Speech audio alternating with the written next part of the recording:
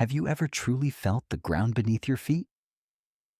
I mean, really felt it. Not just the concrete of the sidewalk or the floorboards of your home, but the immense, silent, and impossibly ancient world of rock that cradles us all. What if I told you that the map of the world you hold in your mind, that familiar puzzle of continents and oceans, is a fleeting illusion? What if the very ground you stand on is a traveler, a wanderer on a journey so slow and so vast that a human lifetime is less than a single breath? Settle in. Turn down the lights. We are not going on a trip across the globe, but a voyage deep into time itself, to a world that existed long before our own, a world that haunts the very bones of our planet. If you've ever felt that the world holds buried secrets, subscribe and join us as we unearth them together. Our destination is a memory, an echo in stone. We are going to Vastgard. Imagine a world without an Atlantic Ocean. Imagine there is no Pacific to separate the Americas from Asia. Erase the familiar shapes of India, of Africa, of Europe from your mind. Now, picture all the land on Earth, every island, every continent, every speck of dust, gathered together into one colossal, unbroken landmass. A single continent stretching from the North Pole to the South. A world-spanning kingdom of rock and soil named Vastgard, surrounded on all sides by a single planet-wide ocean, the Okeanos Protos. This is not a fantasy. This was our Earth. This was our home, long before the first whispers of humanity.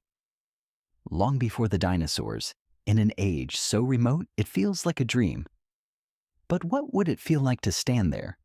To breathe an air thicker or thinner than our own? To walk across a landscape where the horizon in every direction was only more land? This is the journey we take tonight. We are going to walk the shores of that lost world, feel the heat of its deserts on our skin, and listen to the silence of its ancient forests. To understand this place, you must first understand the heart of our planet. The Earth is not a static ball of rock. It is a living thing with a fiery heart and a restless skin. Its surface is a mosaic of colossal plates, floating and grinding over a sea of molten stone. Their movement is patient, relentless, measured in inches per year, the speed at which a fingernail grows.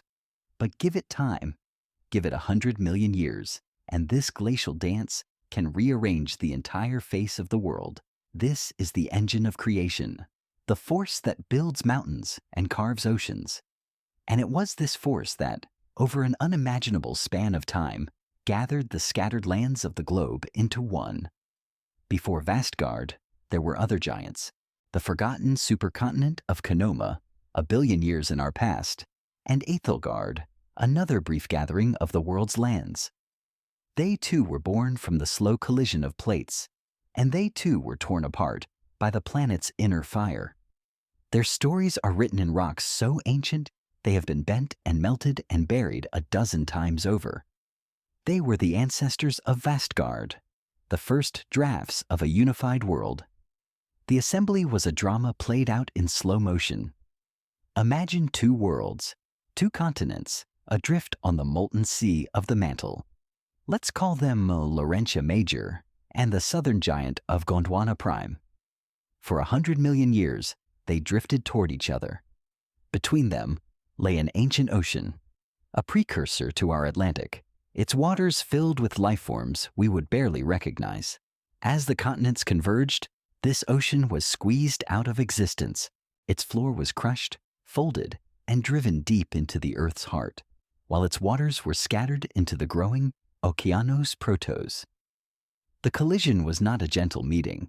It was a cataclysm that stretched over an age. Where the two landmasses met, the crust of the planet crumpled like foil. Rock that had once been seabed was thrust miles into the sky, creating a spine of mountains that would have dwarfed our modern Himalayas. This scar of creation, this colossal mountain range, stitched the two worlds together. You can still find its roots today, hidden in the ancient rocks of the Appalachians in North America and the Atlas Mountains of North Africa. They are the quiet tombstones of a vanished ocean and the birth announcement of Vastgard. One by one, other smaller continents and island chains were swept up in this grand convergence. Siberia, Baltica, 100 smaller fragments, each one colliding and adding its mass to the growing whole. Each impact sent shudders through the planet, fueling volcanoes that painted the sky with ash and raising new mountain ranges that crisscrossed the interior. When the dust finally settled, the map of the world was stark, simple, and breathtaking. One land, one ocean. Vastgard had arrived. It was a world of unimaginable scale. If you were to stand in its deep interior, you would be thousands of miles from the nearest sea. The smell of salt would be a forgotten memory. The climate would be a creature of pure continentality, a beast of savage extremes. Summers would be furnaces, winters would be glacial. There was no ocean nearby to soften the edges, to moderate the seasons. There was only the land, endless and absolute. And yet, this brutal heartland was not devoid of life. It was a crucible, a testing ground where evolution forged its toughest creations. Reptiles learned to conserve every drop of water. Plants grew deep roots and armored leaves. It was here, in the furnace of the interior, that many of the traits that would lead to the age of dinosaurs were first hammered into shape. But there was another side to Vastgard. Along its immense coastline, the story was different. Here, the Okeanos protos breathed life onto the land. Winds carried moisture inland, feeding vast humid forests where rain fell in abundance. Great rivers, born in the central mountains, wound their way across thousands of miles to these coasts, creating sprawling wetlands and fertile deltas. These coastal belts were teeming with life. In the shadow of towering alien trees, strange amphibians and early reptiles hunted. The air here was thick, humid, and rich in oxygen. So rich, in fact, that it allowed life to experiment with size in ways that seem impossible to us now. Insects grew to monstrous proportions. Dragonflies with the wingspans of eagles soared through the misty forests, millipede-like creatures, as long as a modern crocodile crept through the damp undergrowth. It was a world that felt heavy, ancient, and deeply alive. Perhaps the most profound quality of Vastgard, the one that is hardest for us to grasp, was its lack of boundaries. Today, our world is defined by its divisions. Oceans separate continents, isolating ecosystems, and allowing unique forms of life to evolve on each landmass. On Vastgard, these divisions did not exist. A river could begin its journey in a region we now call Asia and end it in a sea that would one day border North America. A forest could stretch unbroken across lands that are now scattered across opposite hemispheres. An animal could be born in the heart of what would become Africa, and over its lifetime, wander into the lands that would become South America without ever seeing an ocean. This unity had a powerful effect on evolution. Species were not isolated. They mixed, competed, and spread across the entire globe. Fossils prove this with haunting clarity. The remains of the exact same species of land-dwelling reptile, like the stout-tusked Lystrosaurus, have been found in modern-day South Africa, India, and Antarctica. These creatures couldn't swim across oceans. They didn't need to. They simply walked. They walked across a single connected world. This borderless world was never truly peaceful. The forces that built it were also the forces of its undoing. Beneath the colossal weight of the supercontinent, the Earth's mantle churned with heat.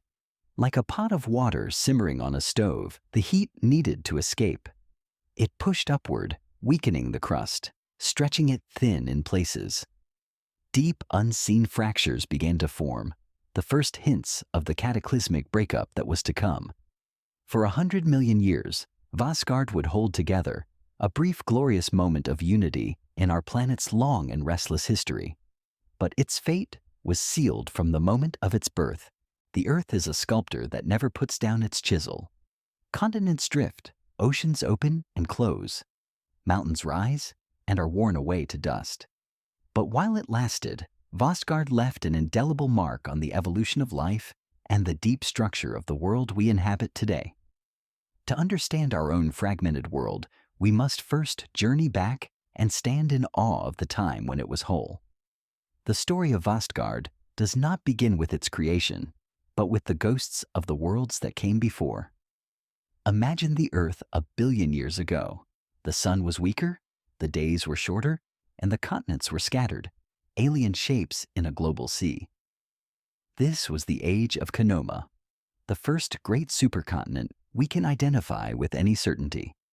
Its assembly and breakup are shrouded in the deepest of time, its history pieced together from magnetic traces in rocks that have been weathered and reborn. When Konoma fractured, it set the stage for a cycle that has defined our planet's history. The supercontinent cycle. The Earth, it seems, breathes. Over hundreds of millions of years, it exhales, scattering its lands across the globe. Then slowly, it inhales, drawing them back together into a single mass. After Konoma came Ethelgard, another temporary gathering around 600 million years ago. It too was short-lived, a brief moment of unity before the planet's internal heat once again tore it asunder. The fragments of Ethelgard became the building blocks of Vastgard. Great landmasses like Gondwana Prime, containing the cores of modern South America, Africa, Antarctica, Australia, and India, drifted near the South Pole. Laurentia Major, the heart of North America, sat near the equator, along with smaller pieces like Baltica and Siberia. For millions of years, they were separate worlds, each with its own evolving ecosystems, each drifting on the slow, inexorable currents of the mantle. But they were on a collision course. To truly picture this, you must adjust your sense of time. Do not think in days or years, but in eons. Watch as the Iapetus Ocean, a body of water that once separated Laurentia from Baltica, shrinks inch by inch. As the continents converge, the ocean floor beneath them buckles and is forced downward, melting back into the mantle. The collision is a geological symphony of destruction and creation. Mountains rise, volcanoes erupt, and the land is shaken by earthquakes that would dwarf any in human history. The Caledonian mountain range, whose remnants are found in Scotland, Norway, and the eastern parts of North America, is one of the scars from this particular impact. It is a gravestone for a lost ocean. The final act of assembly came when this newly fused northern continent, Laurussia, began its slow-motion crash into the southern supercontinent of Gondwana Prime. The Rhyic Ocean between them vanished, crushed out of existence. The impact was so immense, it created the central Vastgardian Mountains, a range that may have been the largest in Earth's history, running like a colossal seam down the center of the new supercontinent. While this grand drama of geology unfolded, life was undergoing its own revolution. In the preceding eras, life had been largely confined to the seas, but by the time Vastgard was assembling, the land was turning green. The first forests were spreading across the continents. These were not the forests we know. There were no flowers, no fruit, no broadleaf trees. These were alien woodlands of giant ferns, towering club mosses, and primitive spore-bearing trees. In the humid, swampy lowlands of what would become North America and Europe, these carboniferous forests grew so dense and vast that their buried remains would one day form the great coal seams that fueled our own industrial revolution. The air in these forests was different too. It was saturated with oxygen, perhaps reaching levels of 35% compared to our 21% today. This oxygen-rich atmosphere was like a supercharger for life. It allowed insects to achieve terrifying sizes. Imagine dragonflies with the wingspans of gulls, or centipedes 6 feet long. It was a world of giants, a world still experimenting with the limits of what life could be. To the south on Gondwana Prime, the story was colder. Much of this landmass was covered by vast ice sheets. Glaciers carved deep valleys into the rock, leaving behind scratches and polished surfaces that geologists can still see today in South America Africa, and India.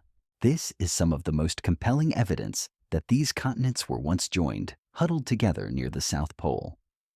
The existence of polar ice caps and equatorial swamps on the same planet at the same time shows us a world of stark climatic contrasts, a world in transition.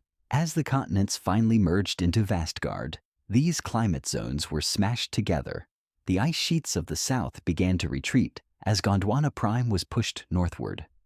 The equatorial swamps found themselves at the heart of a new, massive continent, their fate tied to the new, global weather patterns that were beginning to form. The stage was now set. The slow, violent collisions had ceased. The last oceans between the continents had vanished. The mountains stood impossibly high, their peaks scraping a sky filled with volcanic haze. The world had gathered itself into one, but this was not an end. It was the beginning of Vastgard's story. Now that the land was whole, it would create a world of extremes more profound and more challenging than anything life had ever faced before. The forging of Vastgard was a planetary transformation. It was more than just the joining of land. It was the creation of a new Earth system, with new rules for weather, climate, and life itself. The colossal mountain ranges born from the continental collisions were not just static features on the landscape. They were active engines of change. Like the Himalayas today, they tore moisture from the air, casting vast rain shadows across the interior. On one side of the mountains, lush forests might thrive, watered by relentless rains.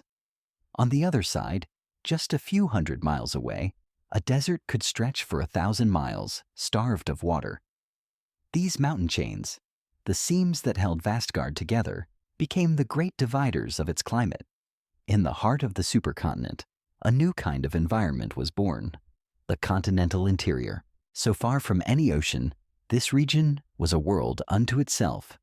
Moisture-laden winds from the Okeanos Protos would shed their rain long before reaching this deep core. The result was a desert on a scale that dwarfs anything on Earth today. It may have stretched for millions of square miles, a vast expanse of sand, rock, and salt flats under a merciless sun. Geologists find the footprints of this great desert everywhere. They are called red beds, layers of sandstone and shale stained with iron oxide, the unmistakable signature of a hot, arid environment. These red rocks are found in North America, Europe, Africa, and South America, in layers that correspond perfectly to the time when they were all joined together as the arid heart of Vastgard. Life in this interior was a testament to endurance. Plants evolved waxy coatings and deep roots to survive. Reptiles developed scaly, waterproof skin and the ability to excrete salt, allowing them to thrive where amphibians with their moist skins could never venture. It was in this unforgiving crucible that the ancestors of the dinosaurs honed their skills for survival, skills that would later allow them to dominate the planet. But Vastgard was not only a world of desert. Its edges told a different story. The coastline of this single landmass was immense, stretching for tens of thousands of miles. Along these coasts, the climate was moderated by the vast Okeanos Protos. Here, seasonal monsoons became a dominant force. The sheer size of the landmass created an intense heating and cooling effect with the seasons. In the summer, the land would heat up faster than the ocean, creating a low-pressure system that drew in massive amounts of moist air from the sea. This resulted in months of torrential rain, feeding the coastal forests and swamps. In the winter, the pattern would reverse, bringing a long, dry season. This monsoon cycle, far more powerful than any we know today, was the heartbeat of the coastal ecosystems. Life adapted to this rhythm of flood and drought. In the wet regions, towering forests of conifers and seed ferns created a world of green. Their roots held the soil, and their canopies trapped the humidity, creating a stable, sheltered world for countless species. Fossils from these regions paint a picture of incredible biodiversity, a stark contrast to the sparse life of the interior. The very position of Vastgard on the globe contributed to its extremes. The supercontinent straddled the equator, meaning it had vast tropical zones. But its northern and southern tips reached into the polar regions. So, on this single connected piece of land, you could walk from a polar ice cap through temperate forests, across a sun-scorched equatorial desert, and back into temperate and polar zones on the other side. No other configuration of continents in Earth's history has created such a complete spectrum of climates on one continuous landmass. This arrangement also had a profound impact on the oceans. With nearly all the land in one place, the Okeanos Protos became a truly global ocean. Its currents could circle the planet almost unimpeded, creating massive gyres that distributed heat from the equator to the poles. However, tucked into the eastern side of Asgard was a large V-shaped sea, a remnant of older oceans that had not yet fully closed. This was the Tethyan remnant. This sea was shallower and warmer than the open ocean, and it became a crucial cradle for marine life. Its sheltered waters allowed coral reefs to flourish, creating vibrant ecosystems that were a hotspot of evolution for fish, ammonites, and marine reptiles. But perhaps the most significant consequence of Vastgard's formation was its effect on the future of life. By bringing all the continents together, it broke down the barriers of isolation that had separated ecosystems for millions of years. It created a global arena for evolution. Species that had evolved in separate worlds were now thrown together. Predators met new prey. Herbivores discovered new plants. It was a period of intense competition and mixing, a great biotic interchange that would shape the course of life for the next 100 million years. Fossils from South America, Africa, India, and Antarctica show an astonishing similarity during this period, proof that a single cosmopolitan community of animals roamed freely across these now distant lands. Vastgard was whole. Its mountains stood tall, its deserts were forming, and its climate was settling into a pattern of brutal extremes. But it was in this unified world, this single great stage, that the next act of life's drama was about to begin. Wait until you discover the strange creatures that called this world home. If this journey into deep time is sparking your imagination, let us know by liking this video. It helps us know what mysteries you want to explore next. Distance. It is a concept that defines our modern world. We think of far-flung continents, of remote islands, of places separated by vast, unbridgeable oceans. On Vastgard, distance meant something entirely different. There were no oceans to divide. There were no isolated lands. There was only the horizon, and beyond it, more land. To travel across Vastgard was to undertake a journey of almost mythical proportions. You could walk for a year, for a decade, and never leave the continent. You would pass through climates and landscapes that today would require a journey around the world. You would see the sun rise over mountains in what is now Europe and set over plains in what is now North America, all in a single unbroken panorama.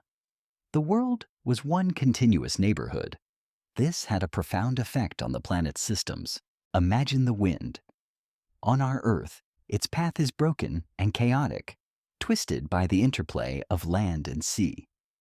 On Vastgard, the wind could have flowed in massive continent-spanning rivers of air. Dust from the central deserts, kicked up by relentless winds, could have traveled for thousands of miles, falling like a fine red snow on the forests of the coast, delivering vital minerals like iron to both the land and the sea. These immense dust storms might have been visible from space. Great plumes of red and tan swirling over the green and blue of the planet. The rivers were equally epic. They were not confined to a single continent's watershed. A river born in the mountains of central Vastgard might have wandered across regions that would one day become Africa and South America before finally emptying into the Okeanos Protos. These river systems were the arteries of the supercontinent, corridors of life that penetrated deep into the arid interior.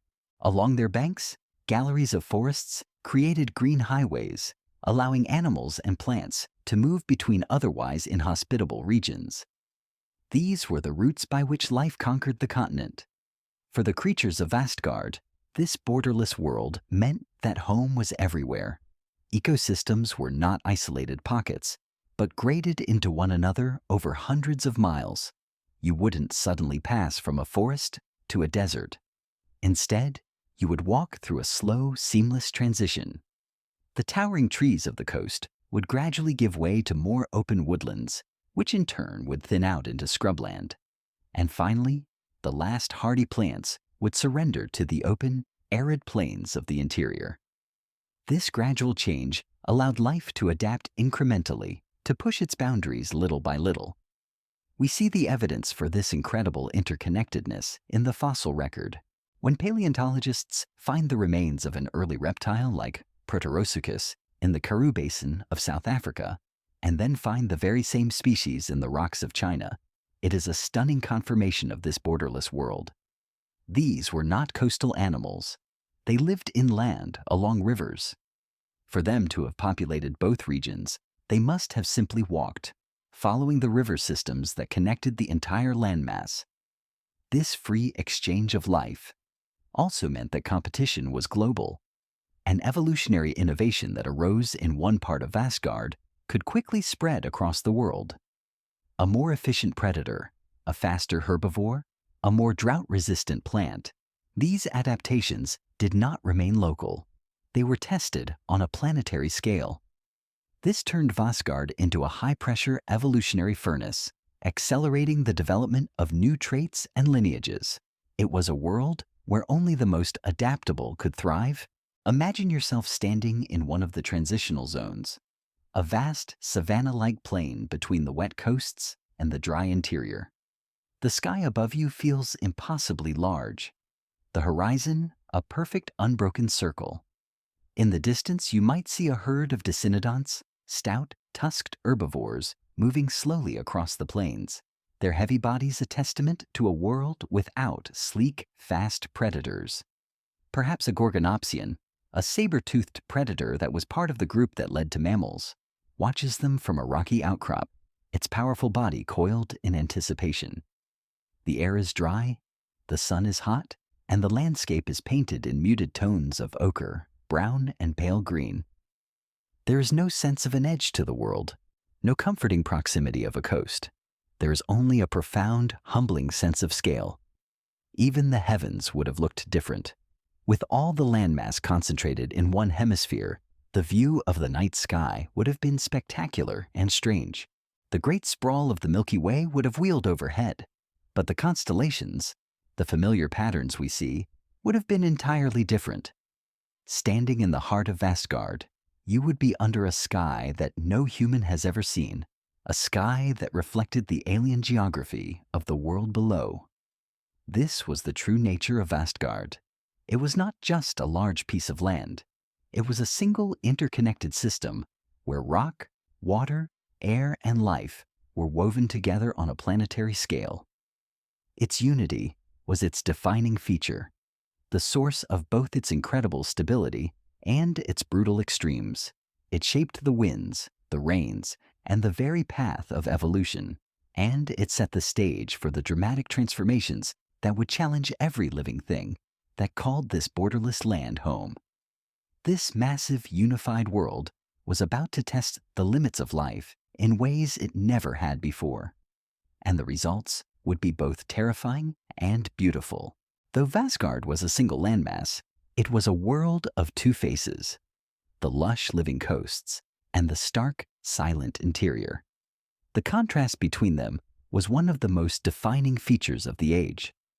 Along the thousands of miles of coastline, the great Okeanos Protos was a constant, life-giving presence. Its waters were warm, and the air above them was laden with moisture. This moisture was carried inland by steady winds, creating a humid, subtropical climate that supported some of the most vibrant ecosystems on the planet. These coastal regions were a world of green. Vast swamps and wetlands fringed the land, their waters teeming with ancient amphibians, strange armored fish, and a host of invertebrates.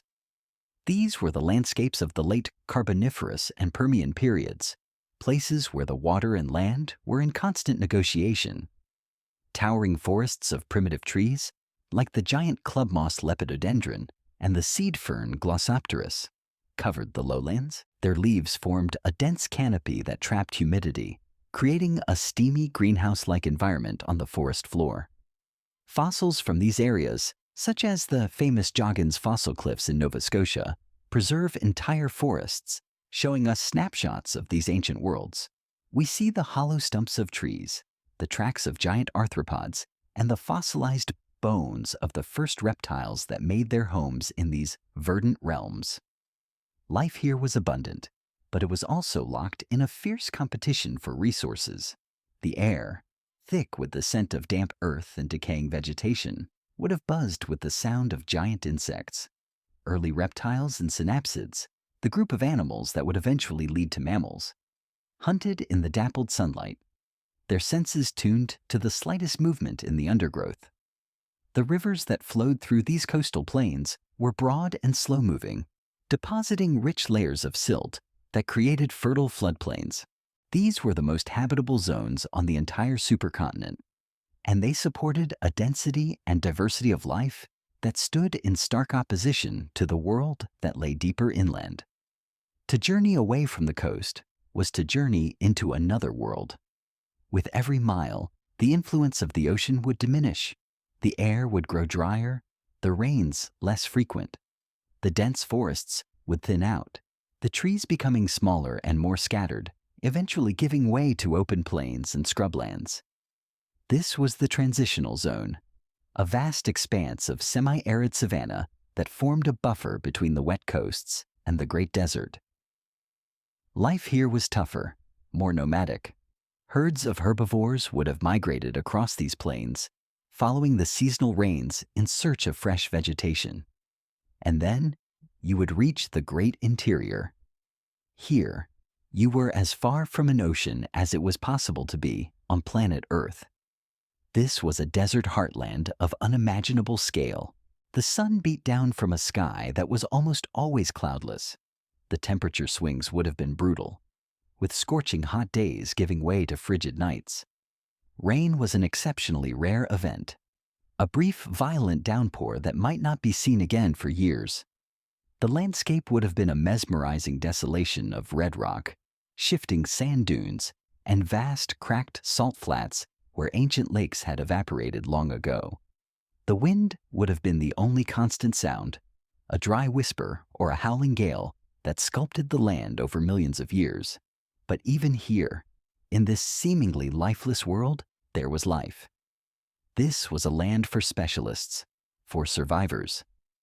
Drought-resistant plants, perhaps resembling modern welwitschia or yucca, would have clung to life in sheltered canyons, or along the paths of ephemeral rivers that flowed only after a storm. The animals were masters of conservation. Small reptiles and synapsids would have spent the hottest parts of the day in burrows, emerging at dawn and dusk to hunt. Their bodies were efficient machines, built to waste not a single drop of water. The fossils we find from this region are of hardy, tough creatures. Their bones often found in disorganized jumbles, evidence of a flash flood that swept through a dry riverbed, a sudden, violent punctuation in a long history of drought. This stark division of Vastgard into a wet, vibrant coast and a dry, barren interior was a powerful engine of evolution. It created two separate arenas where life had to solve different problems. On the coast, the challenge was competition. In the interior, the challenge was survival against the elements. The animals and plants that evolved in these two different worlds would eventually be remixed and reshuffled as the continent began to break apart, creating the rich tapestry of life that would define the age of dinosaurs. To walk from the coast to the interior of Vastgard would be to witness the power of water. You would see its abundance create a paradise, and its absence create a beautiful, terrible emptiness. You would understand, in a way that is impossible on our fragmented modern Earth, how a single landmass could contain both the cradle of life and its most extreme testing ground. It was a world of contrasts, held together by a single geography, a single sky, and the unending passage of deep time. The planet was preparing for a great trial, and the harshness of its interior was forging the very creatures who would be best equipped to survive it. As you journey deeper into the heart of Vastgard, the green of the coast becomes a distant memory. The air loses its humidity, becoming thin and sharp. The ground beneath your feet transitions from soft soil to sun-baked earth, and finally to the red, iron-stained sand of the great interior. This is the core of the supercontinent, a realm defined by its profound distance from the life-giving sea. Here, the sky is a vast, indifferent canvas of blue, rarely softened by clouds. The sun is not just a source of light and warmth. It is a relentless, oppressive force. During the day, it heats the rock and sand until the air shimmers, creating mirages that dance on the horizon. At night, with no clouds or moisture to trap the heat, it radiates away into space, and the temperature plummets, bringing a biting cold to the desert. This daily cycle of extreme heat and cold would have been one of the greatest challenges for life. Any creature or plant that lived here had to be able to withstand these violent swings. The landscape itself was a testament to the power of wind and aridity. Vast dune seas, their sands the color of rust, would have stretched for hundreds of miles, their shapes constantly shifting with the prevailing winds. In other areas, the ground would be a stony pavement of pebbles, all the finer sand having been blown away over millennia, leaving behind a lag deposit known as a desert pavement. Rocky plateaus and mesas, their sides carved by wind-blown sand, would have risen from the plains, their flat tops offering a vantage point over the endless empty expanse. The geology tells this story clearly. The thick layers of cross-bedded sandstone we find in places like the Colorado Plateau are the fossilized remains of these ancient dune fields. Salt deposits, sometimes thousands of feet thick, mark the locations of vast inland seas that had no outlet to the ocean and simply evaporated under the intense sun, leaving behind their mineral burden. These are the ghosts of lost lakes, silent witnesses to an age of unimaginable dryness. Life in this great interior was sparse, but it was not absent. It was a world of opportunists and specialists. Along the dry riverbeds, known as wadis, hardy, deep-rooted plants would have survived, their entire existence a patient wait for the next flood. When the rare rains did come, they would have been catastrophic. A storm in mountains hundreds of miles away could send a wall of water surging down a dry channel, a torrent that would rage for a few hours or days before being swallowed by the thirsty sand. In the wake of such a flood, the desert would bloom. Dormant seeds would spring to life, covering the landscape in a brief, vibrant carpet of green. This sudden abundance would have drawn animals from all around. Herbivores would feast on the ephemeral plants, and predators would follow them. For a few short weeks, the desert would be a place of plenty. Then, just as quickly, the sun would reassert its dominance. The plants would wither, and the animals would retreat to the few permanent waterholes or disperse back into the vast emptiness. The animals that made this place their permanent home were marvels of adaptation. Early reptiles like pariasaurs, large armored herbivores, had barrel-shaped bodies that may have housed complex digestive systems to extract every last nutrient from tough, dry plants. Many of the synapsids here were burrowers. Creatures like Deictodon, a small tusked herbivore, dug extensive corkscrew-shaped burrows to escape the daytime heat and to find moisture deep in the soil. These burrows are found in abundance in the fossil record, painting a picture of a world where much of life happened underground. The predators, like the fearsome Gorgonopsians, were likely adapted for endurance, capable of traveling vast distances between kills. Their survival depended on an intimate knowledge of a landscape where food and water were scattered and unpredictable. The silence of this world would have been profound. There were no birds to sing, no buzzing chorus of insects as we know them. The dominant sound would be the wind, a constant presence, sometimes a gentle whisper, sometimes a sand-blasting shriek. The occasional cry of a reptile or the scrape of claws on rock would be startling intrusions into the immense quiet. This great interior was not just a desert, it was the engine of Vastgard's climate.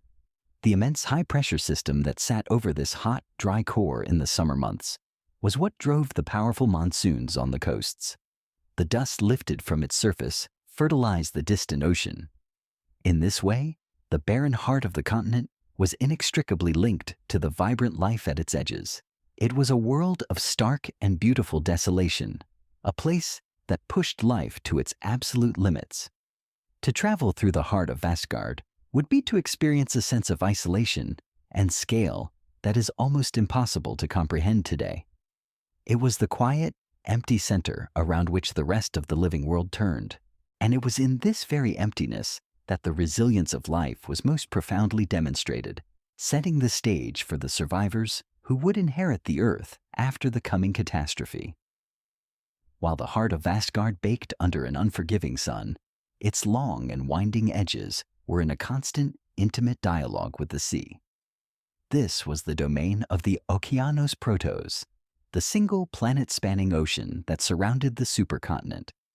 Its influence was the counterpoint to the harsh aridity of the interior, a source of moisture, moderation, and life that shaped the coasts into a world of their own.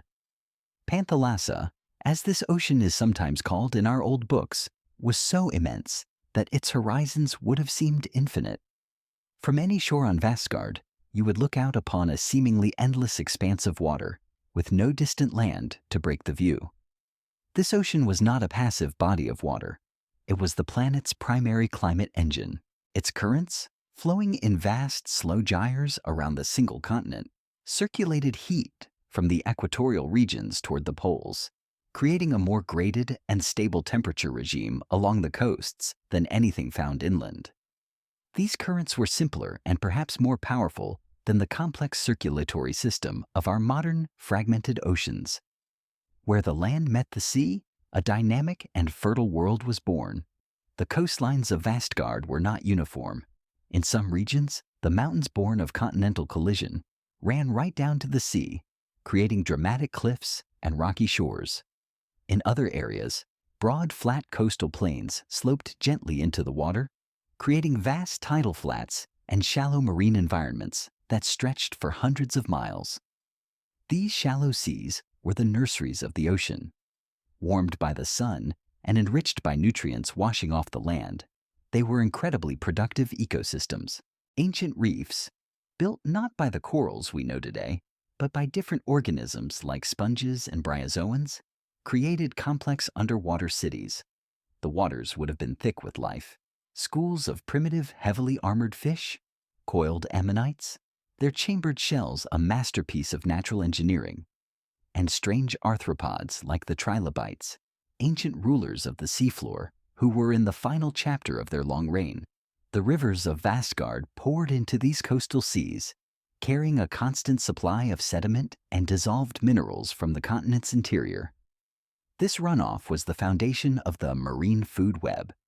It fueled blooms of plankton, which in turn supported everything from the smallest filter feeders to the largest marine predators. Early sharks, sleek and efficient hunters, patrolled these waters alongside larger, more primitive fish that would have been unlike anything alive today. The mood of the ocean also shaped the land. The powerful monsoon cycles brought dramatic seasonal changes to the coasts. During the wet season, torrential rains would cause massive flooding, and the sea itself might be whipped into a fury by powerful storms. During the dry season, the landscape would change, the rivers would shrink, and parts of the shallow sea might even become hypersaline lagoons as evaporation outpaced the inflow of fresh water. Life in this zone had to be adapted to these constant shifts. Along the eastern edge of Vastgard, the great V-shaped Tethyan remnant provided a different kind of marine environment. It was more sheltered than the open expanse of the Okeanos Protos, a vast inland sea that became a unique cradle of evolution. Its warmer, calmer waters were a hotspot for the development of new species, many of which would later spread out into the wider world ocean. The air along the coasts would have been thick with the smell of salt and the cries of early reptiles that might have hunted along the shoreline. The sound of the waves would have been a constant rhythm, the heartbeat of the ocean against the land. It would have been a world of constant motion, of tides rising and falling over vast mudflats, of storms rolling in from the sea, and of life endlessly adapting to the boundary between two worlds.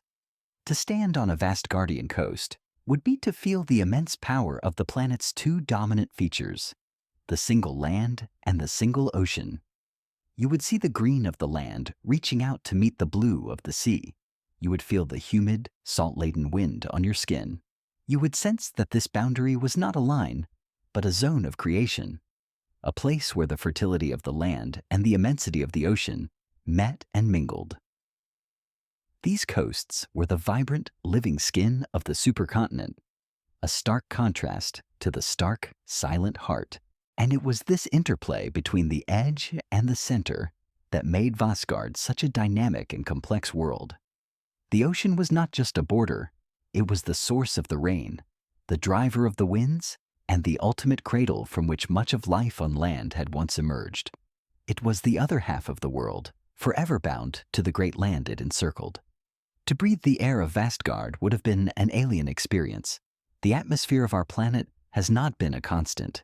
It has evolved, shifted, and transformed in concert with geology and life itself. The air of that ancient world was a different substance, carrying a different mix of gases, and this chemistry had a profound impact on the creatures that lived and breathed within it.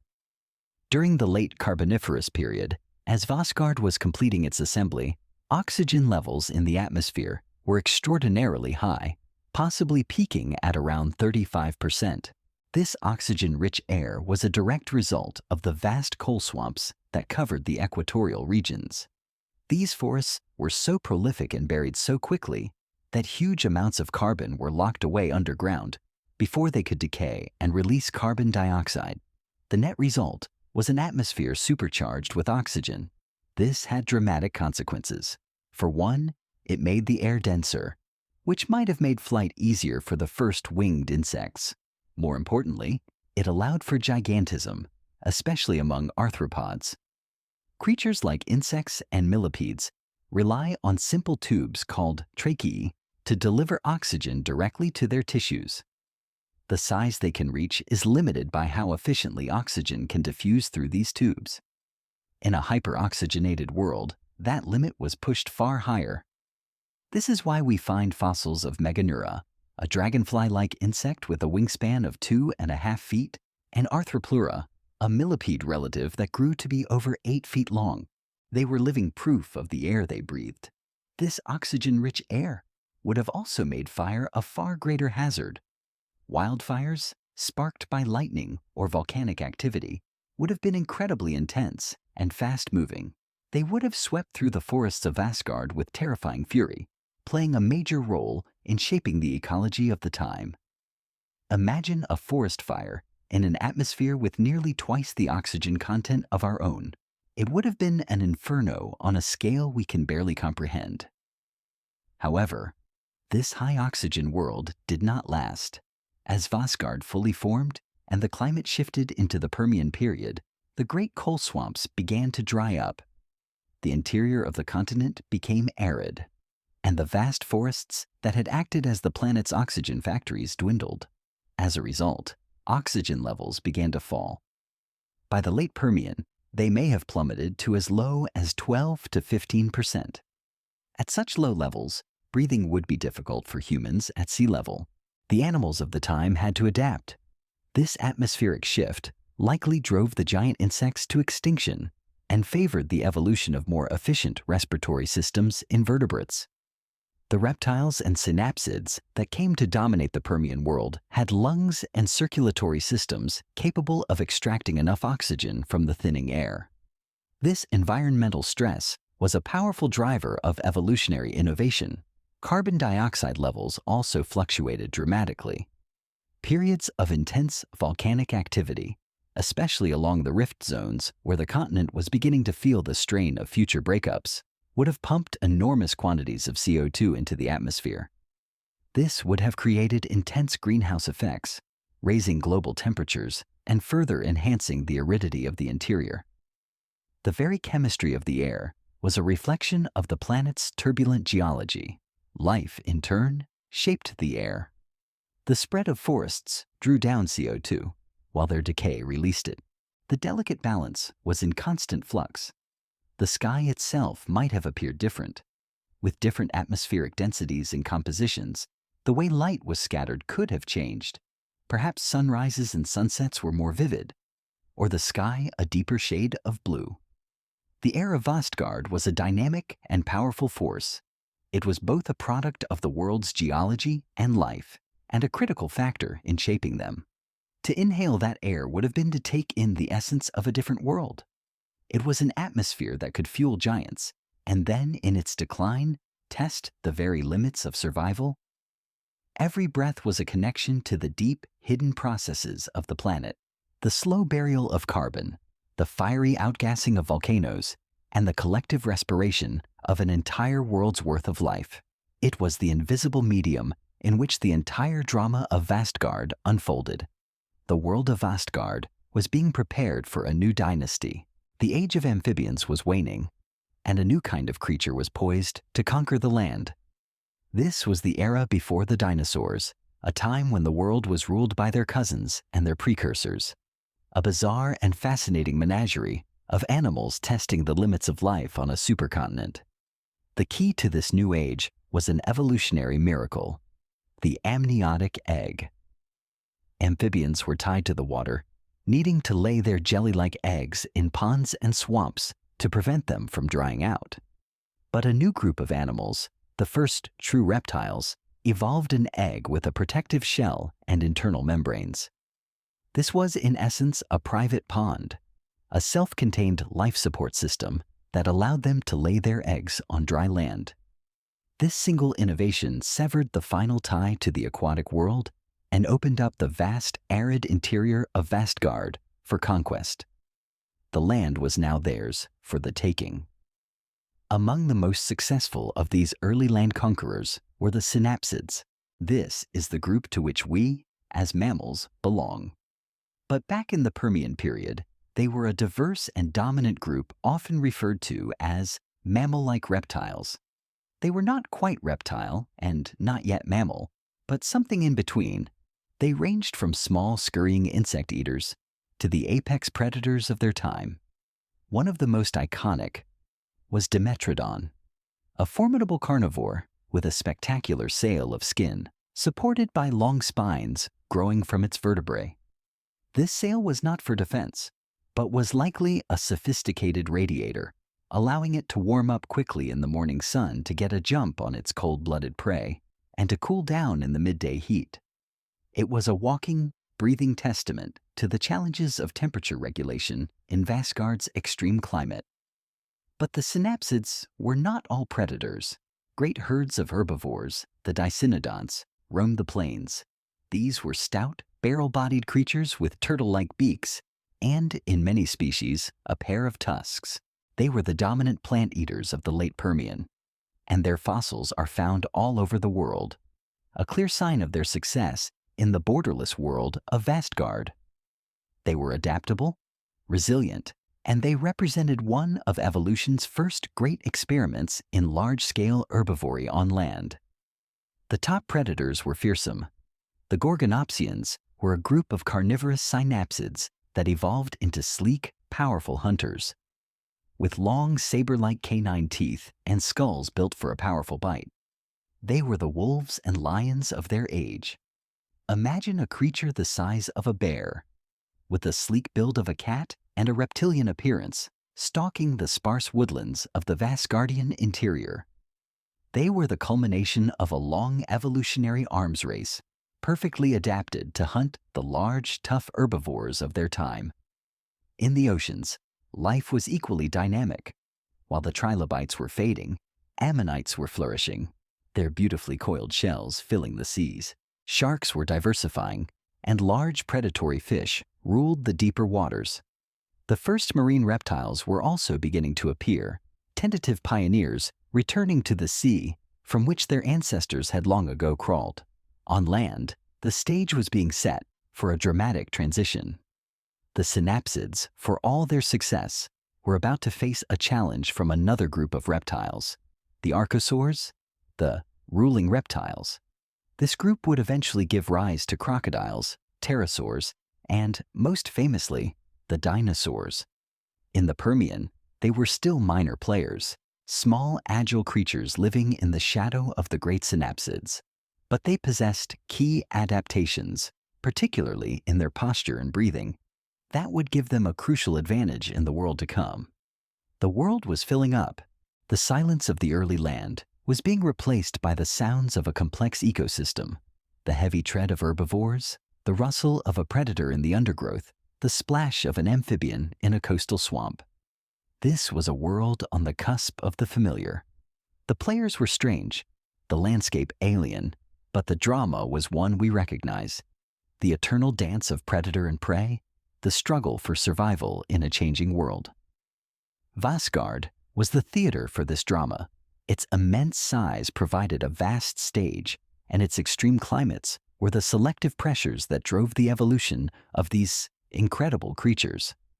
But a shadow was gathering. The very geology that had built this world was about to unleash a catastrophe of unimaginable proportions. The reign of the synapsids, the age before the dinosaurs, was about to come to a fiery, sudden, and devastating end. The forests of Vastgard were realms of deep time, silent and strange. To walk among their trees would be to enter a world without the familiar comforts of our own. There were no flowers to scent the air, no birds to sing from the branches, no buzzing of bees. It was a world of green and brown, a world of spore and seed, a world still learning the language of life on land. These were not singular monolithic forests, but a mosaic of different types, each adapted to the specific climate of its region. In the wet equatorial belt along the Tethyan remnant, the coal swamps of the Carboniferous period gave way to lush Permian forests, dominated by a single remarkable plant, Glossopteris. This was a seed fern, a woody, tree-like plant with distinctive tongue-shaped leaves. For millions of years, it was the most dominant tree in the southern hemisphere, the great kingdom of Gondwana prime. Its fossils are found in South America, Africa, India, Australia, and Antarctica. And this shared flora was one of the key pieces of evidence that Alfred Wegener first used to propose his theory of continental drift. The discovery of the same fossil leaf on continents separated by thousands of miles of ocean was the whisper of a lost, united world. These Glossopteris forests would have been dense and shaded, the ground carpeted with a thick layer of their fallen leaves. They formed the base of a complex food web, feeding a host of insects and the great herbivorous synapsids that browsed beneath their branches. In the northern hemisphere, the forests were different. Here, conifers were beginning their slow rise to dominance. These were not the pines and firs we know, but their ancient ancestors, trees like Walchia, which resembled modern Norfolk Island pines. Their needles and cones were adaptations to a drier, more seasonal climate. They formed vast open woodlands that stretched across the northern parts of Vastgard, their resinous scent filling the air. Alongside them grew the cycads, stout, palm-like plants with tough, leathery leaves, and the strange, towering horsetails, or calamites, which formed dense thickets along rivers and in marshy areas. These forests were a vertical world. The canopy was the domain of insects and the small reptiles that hunted them. The forest floor, a world of shadow and decay, was home to giant arthropods, amphibians, and the larger reptiles and synapsids. The process of decay itself was different. The fungi and bacteria that efficiently break down wood today were still in their evolutionary infancy. This meant that when trees fell, they often did not rot away completely. In the swampy lowlands, they were buried, and over millions of years, compressed into coal. On drier ground they might lie for centuries, their slow decay shaping the soil beneath them. The sound of these forests would have been one of subtle movements, the rustle of leaves in the wind, the scuttling of some unseen creature in the undergrowth, the splash of an amphibian in a nearby stream. The dominant sounds were elemental. There was no bird song to greet the dawn. The silence would have been profound, a deep, ancient quiet that we can no longer experience on Earth. These forests were not just habitats, they were planetary engines. Through photosynthesis, they pumped oxygen into the atmosphere, and by locking away carbon and coal, they profoundly altered the planet's climate. Their roots stabilized the soil, preventing erosion and shaping the flow of rivers. They were an integral part of the Earth system, a living network that bound the supercontinent together. They followed the great river systems deep into the interior, creating green corridors that acted as highways for migrating animals. They climbed the foothills of the great mountain ranges, their composition changing with altitude. They were dynamic, ever-changing ecosystems, responding to the slow shifts in climate over millions of years. But these ancient forests were also vulnerable. Their reign was dependent on a stable climate, and the world of Vastgard was anything but stable. They were about to face a trial by fire, a global catastrophe that would burn them to the ground and replace them with a hardier, scrappier kind of woodland. But for now, in the heart of the Permian, they stood in their silent majesty. To walk through them would be to feel humbled by the sheer age and strangeness of life. It would be a journey into a green, quiet world, a world on the verge of a terrible and transformative upheaval. The great silent forests were holding their breath, waiting for the fire that was to come. Life on Vastgard was an intricate tapestry woven from countless threads of predator and prey, plant and herbivore. In the spaces beneath the canopy of the great forests and across the open plains, a world of smaller creatures conducted the essential business of the ecosystem. This was the age of insects, amphibians, and the first stirrings of the reptilian dynasties. The insects, as we have seen, were giants, beneficiaries of a high oxygen atmosphere. But they were also pioneers. They were among the first animals to conquer the land, the first to take to the air, and the first to develop complex social structures. Primitive cockroaches, some several inches long, scuttled through the leaf litter, playing the same role as decomposers that they do today. In the swamps, the nymphs of the giant dragonflies were fearsome aquatic predators. The very soundscape of Vastgard, the low hum that filled its forests, was the sound of its insect life. They were the base of the food pyramid for many of the first land-dwelling vertebrates. The amphibians, who had been the first vertebrates to walk on land, were still a powerful presence, especially in the wet coastal regions and along the vast river systems. But these were not the small frogs and salamanders we know. The Permian was the age of the temnospondyls, a group of amphibians that grew to enormous sizes. Some, like Prionosuchus, were colossal crocodile-like creatures that could reach up to 30 feet in length, making them the largest amphibians of all time. They were the apex predators of the swamps and rivers, lurking just below the surface, their wide jaws filled with sharp teeth, waiting to ambush fish or any land animal that ventured too close to the water's edge. They were living relics of an older world, a bridge to the time when all life was aquatic, but they were powerful and successful rulers of their watery domain. But the future belonged to the reptiles and their synapsid cousins. Their ability to reproduce on land gave them the ultimate advantage. The smaller reptiles were incredibly diverse. There were lizard-like creatures that hunted insects in the undergrowth, and early heavily built herbivores like Scutosaurus, a pariasaur covered in bony armor plates and spikes, a walking fortress that browsed on the tough vegetation of the plains. The synapsids, the lineage that includes mammals, were the true rulers of the Permian. We have met the great predators like Dimetrodon and the Gorgonopsians and the numerous tusked Dicynodonts, but their diversity was even greater. There were small, agile insectivores that might have resembled a cross between a lizard and a weasel, their sharp teeth perfect for crunching through the exoskeletons of the giant insects. There were also the cynodonts, a group of advanced synapsids that were becoming remarkably mammal-like. They had differentiated teeth, incisors, canines, and molars for more efficient processing of food.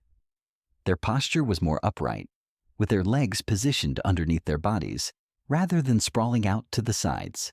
This would have made them more efficient movers, capable of sustained activity. Some paleontologists believe they may have even evolved fur and become warm-blooded, crucial adaptations that would allow their descendants to survive the coming apocalypse and thrive in its aftermath. This intricate web of life was possible because of the sheer scale and variety of Vastgard. The supercontinent provided a multitude of niches, from the wettest swamps to the driest deserts, and evolution filled every one of them. The lack of ocean barriers meant that this was a single interacting ecosystem. The health of the forests on the coast was linked to the herbivores that roamed the interior plains and the predators that hunted them. It was a complex, dynamic, and ultimately fragile system.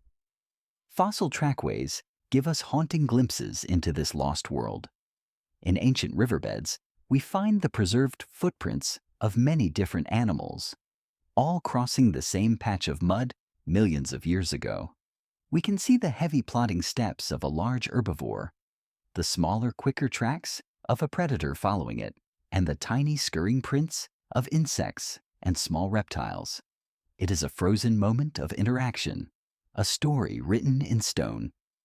This was the world of Vastgard in its prime, a world teeming with strange and wonderful creatures, a world where the foundations of our modern ecosystems were being laid. But this complexity, this intricate interconnectedness, was also its great weakness. When the system came under stress, the collapse would be sudden, catastrophic, and almost total. The vibrant, noisy, living world of the Permian was about to fall silent. The creatures that would one day become us were already walking the earth.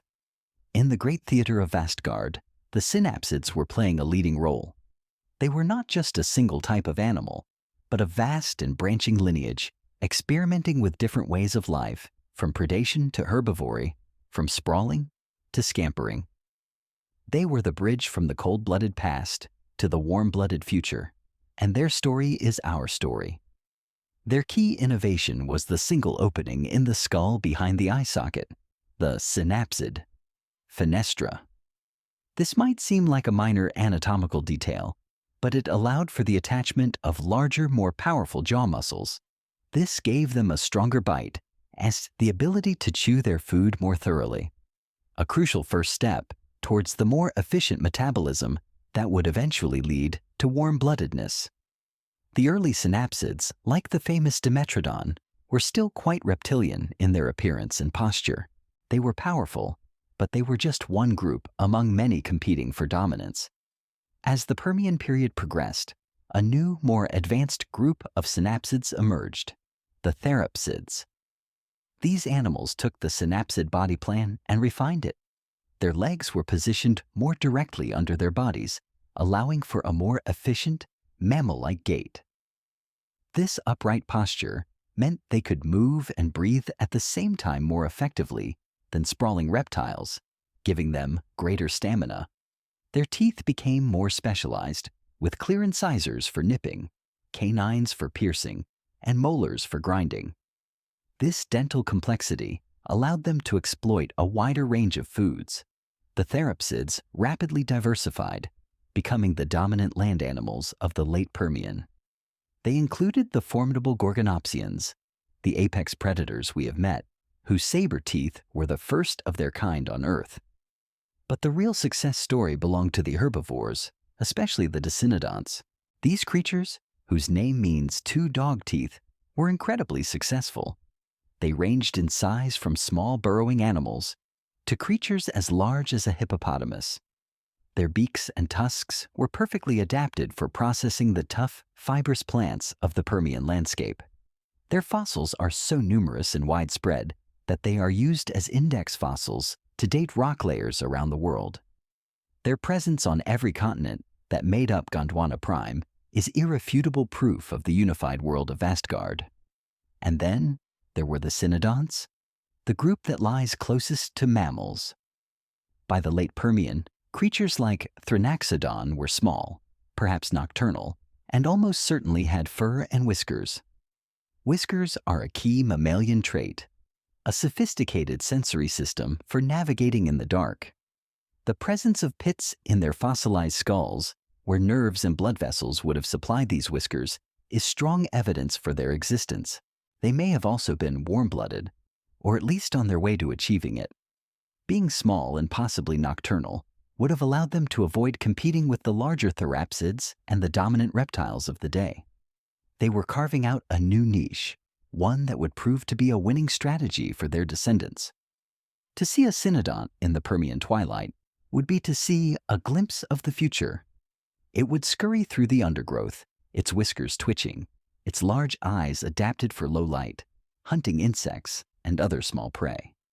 It was not a fearsome or dominant creature. It was a survivor, an opportunist, living in the margins of a world ruled by giants. But it carried within its DNA the blueprint for a new kind of animal, one that would regulate its own body temperature, care for its young, and eventually develop a brain capable of contemplating its own history. The synapsids were a grand evolutionary experiment. They demonstrate that the path to mammals was not a simple, linear progression. It was a sprawling, bushy tree of life, with many different branches being tested, many different solutions to the problem of survival being explored. For a time, they were the undisputed masters of Vastgard. Their herds covered the plains, and their predators stalked the forests. They had conquered the supercontinent, but their reign was built on the stability of their world, and that stability was about to be shattered. The very ground beneath their feet, the restless heart of the planet, was preparing an extinction event so profound that it would nearly wipe the slate of life clean. The synapsids were about to face the ultimate test, and only the smallest, the most adaptable, the most mammal-like among them would make it through to the other side. The world of Vastgard was not just shaped by the slow dance of continents, it was also forged in fire. Beneath its unified crust, the Earth's mantle was a cauldron of heat and pressure. This internal energy had to escape, and it did so through volcanoes. These were the vents, the hot breath of the planet, and their eruptions were a constant and powerful force that sculpted landscapes and altered climates. The volcanoes of Vastgard were concentrated along two main types of features: the subduction zones at the edges of the supercontinent, where the oceanic crust of the Okeanos Protos was being forced beneath the land, and the nascent rift zones in the interior, where the continent was beginning to feel the first strains of being pulled apart. Along the vast coastline of the Okeanos Protos, great chains of volcanoes would have formed, much like the Pacific Ring of Fire today. These eruptions would have been explosive and violent, throwing vast clouds of ash and gas high into the atmosphere. This ash, rich in minerals, would have settled over the land and sea, fertilizing both and creating incredibly rich soils in the coastal regions. But it was the volcanism in the interior that was to have the most profound consequences. As the mantle plume pushed up from below, it stretched and thinned the crust of Vastgard. In these areas, great fissures would open in the ground, not from a single cone-shaped volcano, but from cracks that could be hundreds of miles long. From these fissures, unimaginable quantities of lava would pour out, not in an explosion, but in a vast, silent flood of molten rock. These are known as flood basalts, and they created huge volcanic plains, bearing thousands of square miles of landscape under a thick blanket of black rock. These eruptions were not just a geological spectacle, they were a direct assault on the atmosphere. Each eruption released enormous volumes of gases, primarily carbon dioxide, sulfur dioxide, and methane. The sulfur dioxide would have created sulfate aerosols in the stratosphere, which reflect sunlight and can cause short-term global cooling, a volcanic winter. But the carbon dioxide and methane were powerful greenhouse gases. Over the long term, their accumulation in the atmosphere would have trapped heat and driven global temperatures skyward.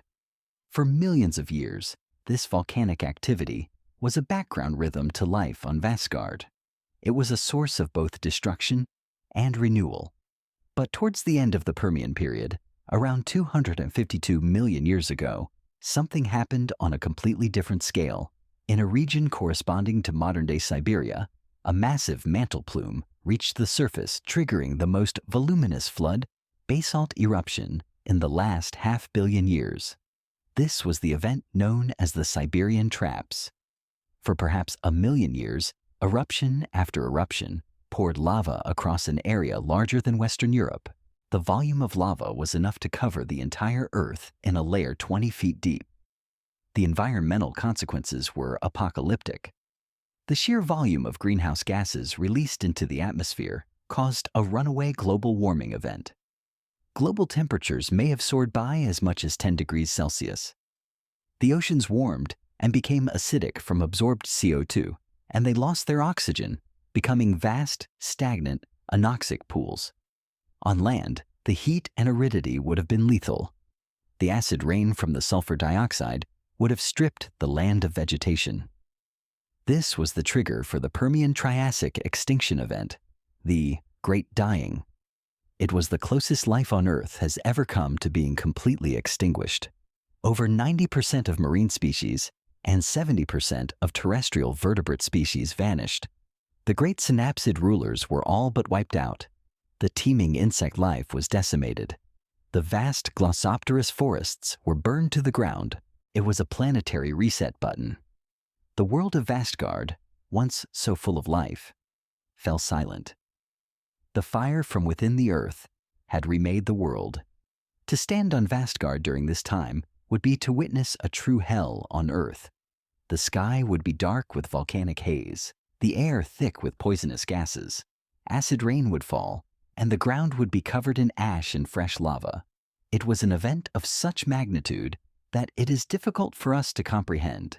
But it was this very catastrophe that cleared the stage for the next act in Earth's history. In the ashes of the world that had been, a few hardy survivors would emerge. The age of synapsids was over. The age of the dinosaurs was about to begin, born from the fire and ruin of the Great Dying.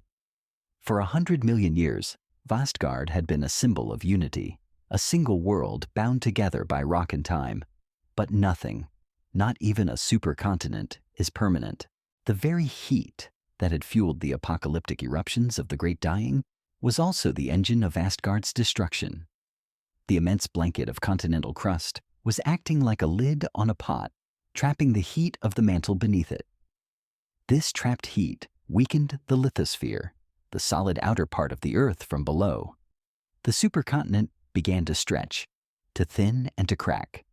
The breakup was not a single event, but a long, drawn-out divorce that would last for over 150 million years.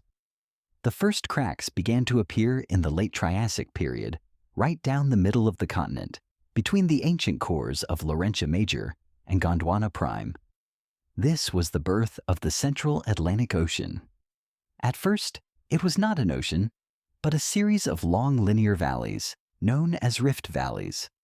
These valleys would have been geologically active places with frequent earthquakes and chains of volcanoes running down their centers. They would have filled with fresh water, creating vast, long lakes. The fossil record from this time, found in places like the Newark Basin in the eastern United States, shows us what these environments were like. We find the fossils of the first true dinosaurs, small bipedal creatures like Colophysis, living alongside strange crocodile-like reptiles and the few surviving lineages of synapsids. As the rifting continued, the crust stretched so thin that it finally broke. Seawater from the Okeanos Protos and the Tethyan remnant began to flood into the deepening rift valley. A new narrow ocean was born. This young Atlantic was a salty, restricted sea, and in the hot, arid climate of the time, parts of it would have frequently evaporated, leaving behind massive deposits of salt that still lie buried deep beneath the ocean floor today. While the Atlantic was opening, other rifts began to appear across Vastgard. The southern part of the continent, Gondwana Prime, began to fracture. A rift opened between what would become Africa/South America and Antarctica, Australia. Another began to separate India from the other landmasses. Each of these rifts was another step in the dismemberment of the supercontinent. The breakup had a profound impact on the world's climate and on life itself. As new oceans formed and coastlines were created, the extreme continental climate of Vastgard began to break down. More moisture could penetrate inland, and the vast deserts of the Triassic began to shrink. The climate became more humid, more tropical, which favored the spread of lush forests of conifers, cycads, and ferns. This new, wetter world was the perfect environment for the dinosaurs. Having survived the Great Dying and the arid world of the early Triassic, they now found themselves in a veritable paradise. They diversified rapidly, growing to enormous sizes and filling every available ecological niche.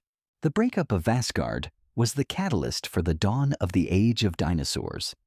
The process of separation also created new barriers for life. As the continents drifted apart, their populations of animals and plants became isolated from one another. This isolation is a key driver of evolution. The dinosaurs of North America began to evolve differently from those in South America or Africa. This is why, by the late Jurassic and Cretaceous periods, we see distinct dinosaur faunas on each continent.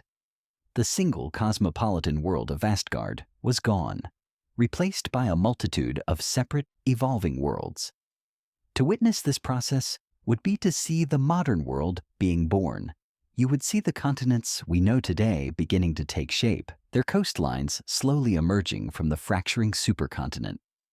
The world was becoming more complex, more fragmented, and in that fragmentation, it was becoming more diverse. The breakup of Vastgard was not an ending. It was a transformation. The supercontinent had acted as a crucible, forging the life that would inherit the Earth. Now it was scattering that life across the globe, sending it down new and divergent evolutionary paths. The legacy of Vastgard was not in its unity, but in the rich, diverse world that was born from its dissolution. The single great landmass had played its part. Now it was time for its children, the continents of our modern world, to begin their own long, lonely journeys across the face of the deep. The rivers of Vastgard were the circulatory system of a living continent. They were the arteries that carried water from the mountains and coasts deep into the heartland, and the veins that returned sediments and nutrients to the sea. On a world without oceanic divisions, these river systems grew to a scale that is difficult to imagine today. They were continent-sized plumbing, shaping the land and enabling life in the most challenging of environments.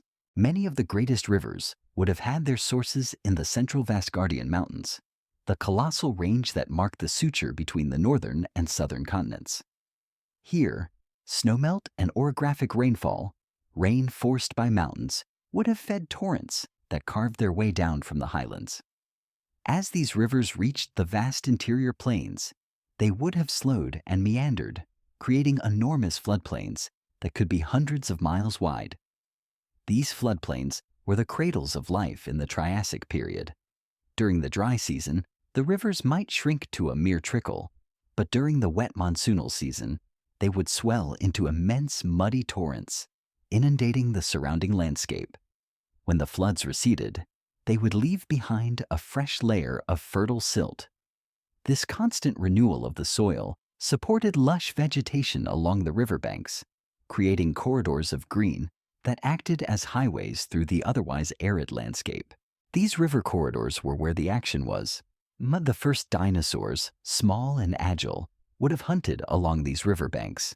Great herds of crocodile-like phytosaurs, the dominant aquatic predators of the Triassic, would have lurked in the murky waters. And the surviving synapsids, like the pig-like placerias, would have congregated near the water to feed on the soft vegetation. The fossil record of the late Triassic, in places like the Petrified Forest National Park in Arizona, is a perfect snapshot of one of these great river ecosystems. We find the fossilized logs of giant conifers that were washed down in floods, the bones of countless different animals, and the preserved burrows of small creatures that lived in the riverbanks. It is a complete world, preserved in stone. The scale of these river systems meant they connected disparate parts of the supercontinent. A log that fell into a river in what is now Central Africa could have floated for thousands of miles and ended up being deposited on a floodplain in what is now Brazil. This is why we find such a consistent fossil record across the different parts of what was once Vastgard. The rivers were a distribution network, mixing and mingling the life of the entire continent. In the driest parts of the interior, the rivers were different. They were ephemeral, flowing only for a short time after a major storm. But even these ghost rivers were lifelines. They would recharge underground aquifers and fill temporary lakes, or playas. These playas would become oases, drawing animals from hundreds of miles around. When they dried out, they would leave behind a cracked mud surface, perfectly preserving the footprints of the creatures that came to drink.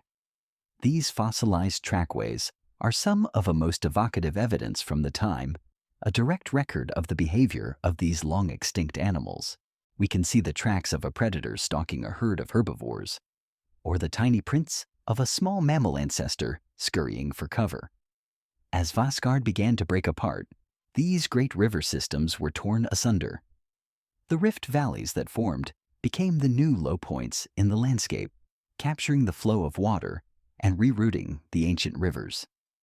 The birth of the Atlantic Ocean was also the death of the great transcontinental rivers that had once unified Vastgard, but their legacy remains. The vast sedimentary deposits they left behind are the rock formations that hold the fossil treasures of the Triassic. They are the pages of a book written by water, a book that tells the story of life on the supercontinent. To stand on the banks of a Vastgardian river would be to stand at the center of the action. It would be a world of constant change, of flood and drought, of life and death.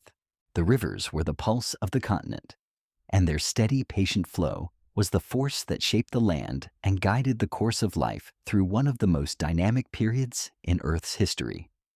The sky above Vastgard was a character in its own right. It was the canvas upon which the drama of the climate was painted, a source of life-giving rain and punishing heat. Its voice was the wind, a force that swept unimpeded across the vast open landscapes of the supercontinent. The winds of Vastgard would have been governed by simpler, more powerful patterns than the complex winds of our modern world. The most dominant feature would have been the massive seasonal monsoon. In the summer, the vast interior of the continent would heat up, creating a huge area of low atmospheric pressure. This would draw in moist air from the surrounding Okeanos Protos, leading to months of heavy rainfall along the coasts. In the winter, the pattern would reverse. The land would cool down, creating a high-pressure system that would push dry air outwards from the center of the continent, bringing a long, rainless season to the same coastal regions. This mega-monsoon was the heartbeat of the planet's climate. Its rhythm dictated the lives of every plant and animal. The storms generated by this system would have been epic. Thunderstorms could have grown to colossal sizes, their tops reaching into the stratosphere, their lightning illuminating the landscape for hundreds of miles around. In the dry interior, dust storms, or haboobs, would have been a common occurrence, great rolling walls of red dust that could blot out the sun for days. These storms would have been a major force of erosion, sculpting the rock formations of the desert and transporting vast quantities of sediment across the continent. The sky was also the conduit for the effects of volcanism.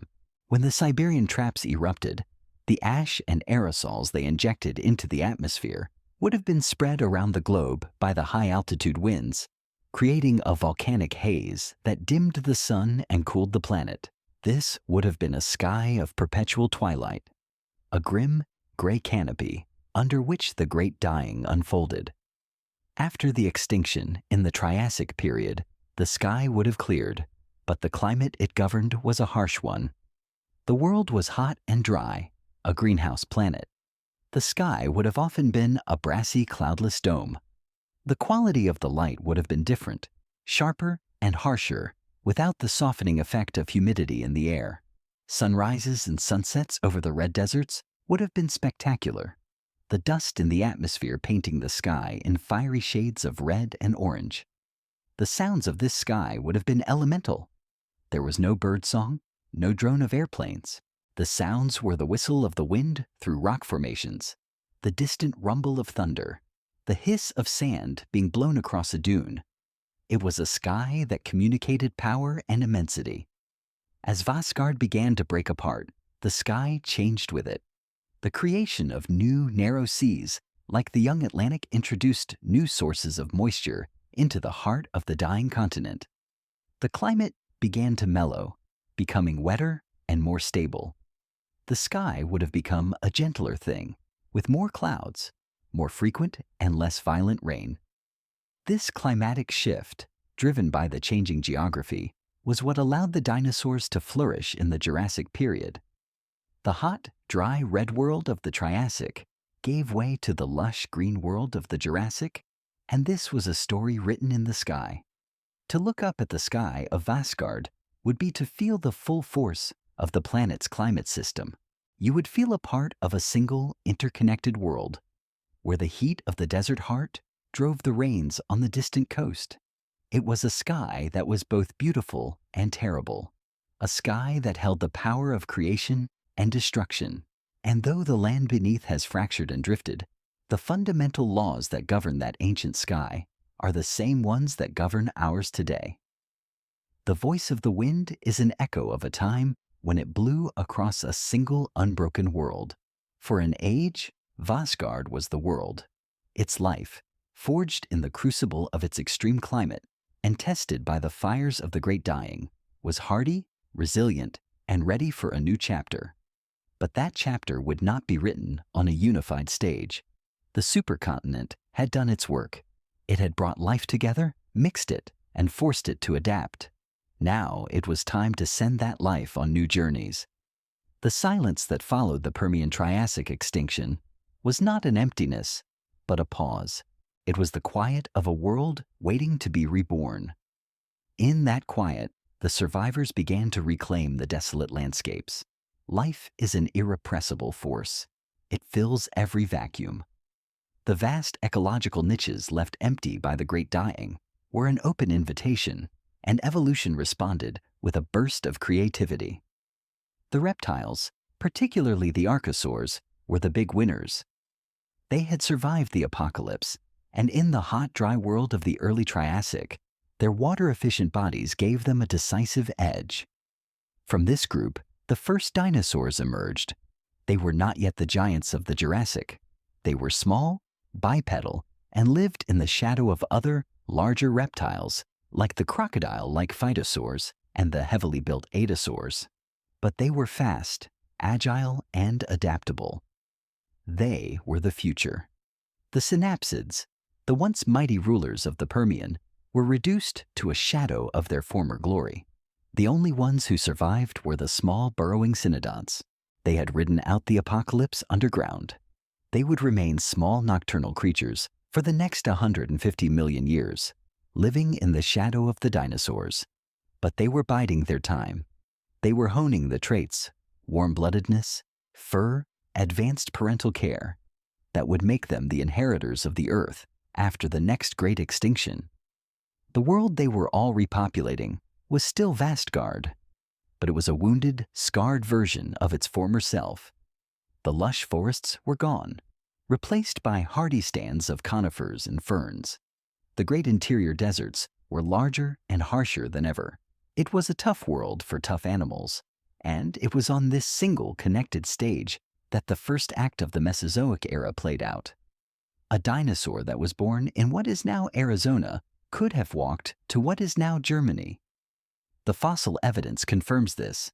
The late Triassic faunas found around the world are remarkably similar. Plateosaurus, one of the first large long-necked dinosaurs, is found in dozens of sites across Europe. Its close relatives are found in South America. They were all citizens of a single world.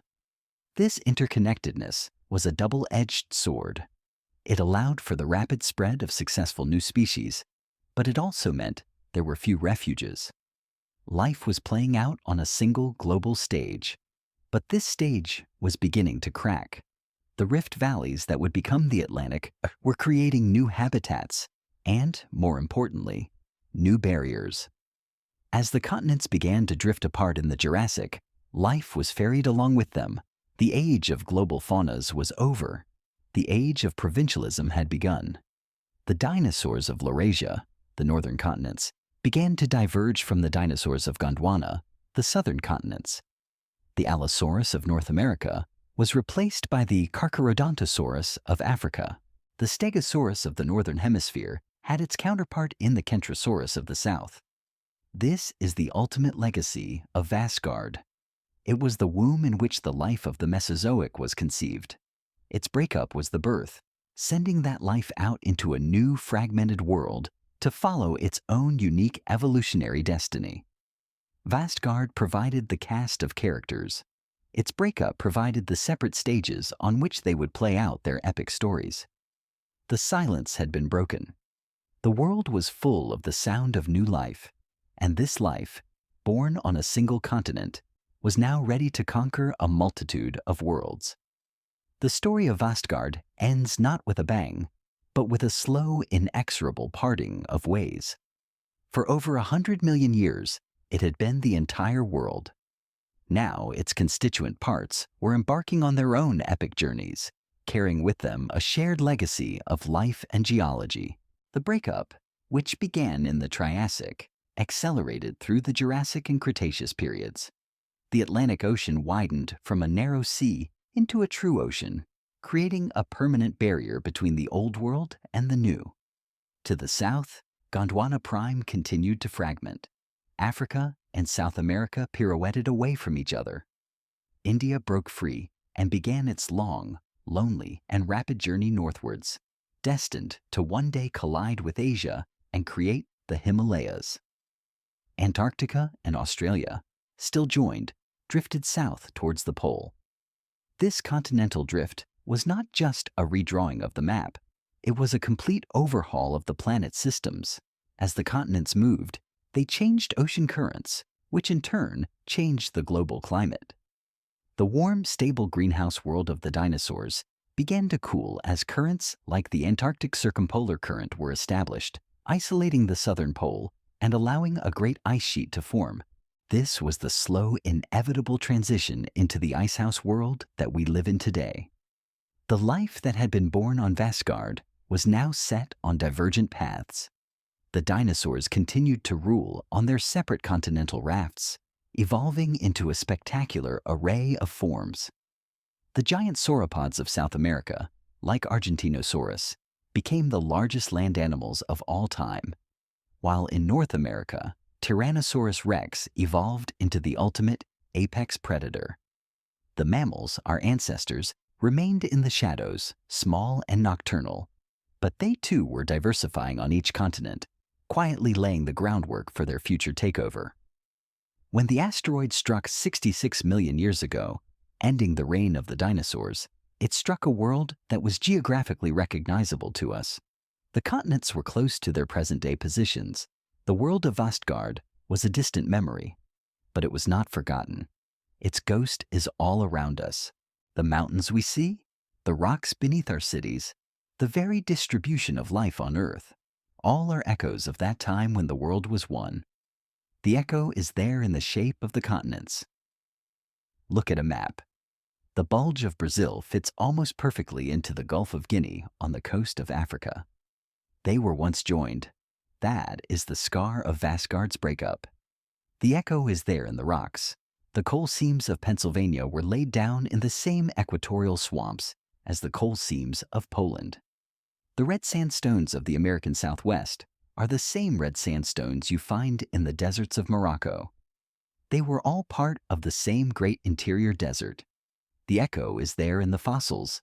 The discovery of the same land reptile, Lystrosaurus, in Africa, India, and Antarctica, is what convinced many geologists that the continents had indeed drifted. It was the ghost of a walking animal, an animal that could not swim an ocean, that finally proved the existence of the lost world of Vastgard. And the echo is there in our own DNA. The great lineages of life, the mammals, the birds, the reptiles, all had their roots in the Permian and Triassic periods. They are all survivors of the Great Dying, all children of Vastgard. Their shared ancestry is a testament to the time when their distant ancestors all lived together on a single landmass. Pangea, Vastgard, whatever name we give it, was not just a geological curiosity. It was a fundamental chapter in the story of Earth. It demonstrates a profound truth about our planet. It is not static. It is a dynamic, living system, constantly changing, constantly reinventing itself. The continents are not fixed. They are on a journey, and that journey is not over. The Atlantic Ocean is still widening. The Pacific is shrinking. In the distant future, perhaps 250 million years from now, the continents will once again come together to form a new supercontinent. The cycle will continue. To understand Vastgard is to understand the deep, slow pulse of the Earth. It is to feel the ground beneath your feet, not as something solid and dependable, but as the skin of a restless, breathing planet. It is to realize that our own time, our own map, our own world is just a single frame in an epic movie that has been playing for billions of years. The story of Vastgard is not over. We are living in its long, lingering echo. Its memory is written in the stone beneath us and the blood within us. It is the silent, powerful reminder that we are all inhabitants of a single, ever-changing world. Don't hesitate to share your own thoughts on this deep history in the comments below. What does it make you feel, knowing the ground beneath you has traveled so far? The story of Vastgard, then, is not truly a story about the past. It is a story about the present and about the very nature of time, change, and our place in the cosmos. We began this journey by trying to feel the ground beneath our feet, and we end it by understanding that this ground is not a foundation, but a vessel. We are all passengers on a continental raft, drifting on a sea of molten rock, part of a journey that began long before us and will continue long after we are gone. The world of Vastgard seems impossibly alien. A single continent, a single ocean, a sky filled with giant insects, and a land ruled by creatures that were not quite reptile and not quite mammal. But the forces that shape that world are the same forces that shape ours. The heat of the Earth's core, the patient dance of tectonics, the delicate interplay of atmosphere, ocean, and life. These are the eternal laws of our planet. Vastgard reminds us that the world we see as permanent is, in the grand scheme of things, profoundly temporary. Our mountains are being worn down, our oceans are changing shape, and life is constantly adapting to a shifting stage. This can be a humbling, even unsettling thought, but it can also be a source of profound wonder. It connects us to a history so deep, it defies imagination. The iron in your blood was forged in the heart of a star, but the calcium in your bones was weathered from rocks that may have been part of the central Vastgardian mountains. The oxygen you breathe is a gift from billions of years of photosynthesis, a process that created the very atmosphere that fueled the giants of the Carboniferous. We are not separate from this history. We are its product. We carry the legacy of Vastgard within us. The breakup of that supercontinent, by creating isolated evolutionary laboratories, is what ultimately led to the incredible biodiversity of our world, including the evolution of our own primate ancestors in the newly formed environments of a drifting Africa. Our story is inextricably linked to the story of that lost world. Perhaps the greatest lesson of Vastgard is one of perspective. In our daily lives, we are consumed by the immediate, by the human scale of time.